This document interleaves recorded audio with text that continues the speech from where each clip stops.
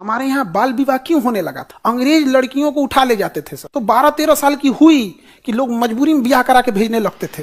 कह रहे भैया कोई बाप के ऊपर कितना बड़ा बोझ हो जाएगा यहाँ। तो बाल विवाह समझो, हम लोग बहुत सारी चीजें खुल के नहीं पढ़ाते हैं कि तकलीफ होने लगता है खुद को जब देखते हैं। तो किस बाप को शौक लगेगा अपनी 12 साल की लड़की का ब्याह 30 साल से करने में? बाप एक आप लड़की लोग फील कीजिएगा, पापा आपको बहुत मानते होंगे, मतलब अगर उसके हाथ में अगर रहे ना तो आपको दुनिया का सब कुछ दे सकता है, लेकिन वो इतना मजबूर रहता था।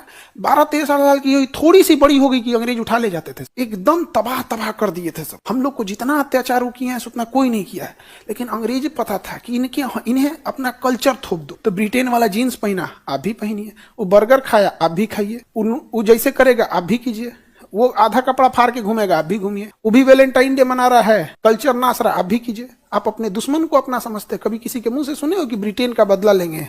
नहीं, हम पाकिस्तान का बदला लेंगे। वो चोट्टा अपने मर रहा है, आप पाकिस्तान से लड़ रहे हैं, आप उसे शॉर्टकट में कहिए भिखमंगा से लड़ रहे हैं। कभी सुने हैं? नहीं। बहुत सारी चीजें हम लोग दबे अंदाज में पढ़ा के आदमी निकल जाता है। बाल विवाह समस्या है। 200 साल तक लोगों के अंदर लड़कियों को मार दिया जाता था। पूछो ना काहे मार दिया जाता था? किस बाप को अच्छा लगेगा कोई उठा के लेके चल जाएगा सरेआम? इतना तबाही होती थी यहाँ। और ये बहुत खराब शासन होता है, बहुत खराब। यहाँ से ट्यूनीसिया से में जब सैनिक तानाशाही हुई थी तो ऐसे ही रहता था। आज सीरिया में देखो, सीरिया में लोग उठ के, एक साधारण आदमी हथियार उठा के राष्ट्रपति को क्यों मार दिया? क्यों मार? कुछ बच्चों ने प्रोटेस्ट किया था सीरिया में, छोटे बच्चे, और कहते कि हमें भी बोलने की आजादी होनी चाहिए। वहां की मिलिट्री उठा के ले, सैनिक तानाशाह बशर अल असद उठा के इतना मार मारा ना कि छोटे छोटे बच्चे के जब डेड बॉडी दिया गया तो आंखें निकाल ली गई थी, नाखून बाहर था छोटे बच्चों को। जब उसके बाप मारोने आए ना यहाँ पे, तो क्या बोला गया पता है? दूसरा बच्चा पैदा कर लो और नहीं तो अपनी बीवी को यहीं छोड़ दो। कोई हथियार उठा लेता है, ऐसे नहीं, बहुत तकलीफ से गुजरा होगा। वक्त मजबूर कर देता है, वरना बांसुरी बजाने वाला कृष्ण कन्हैया भी महाभारत होने नहीं देता।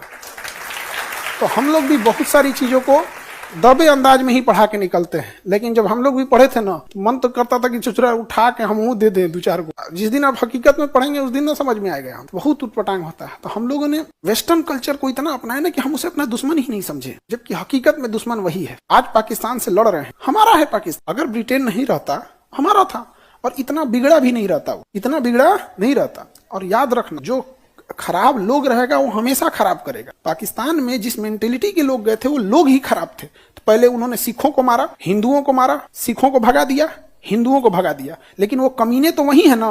अब उनको लड़ने के लिए कोई नहीं मिला तो अब सिया को मार रहे हैं। सिया मुसलमान, सुन्नी मुसलमान, अहमदिया मुसलमान। याद रखना, इंसान जो खराब है हमेशा खराब रहेगा। यहाँ पे जो लोग ये कहते हैं ना कि इस धर्म को भगा दो, उस धर्म को भगा दो, यहाँ जब एक धर्म का राज हो जाएगा ना तो फिर वही हाल होगा। छोटे जाति को मारो, महिलाओं को अत्याचार करो, समझ में रहेगी नहीं है। सब चीजें बड़ी उटपटांग है। अब क्या कहिएगा, यहाँ पे हम लोगों ने वेस्टर्न को अपना लिया। हम कई बार इसको, हम गहराई से इस चीज को पढ़े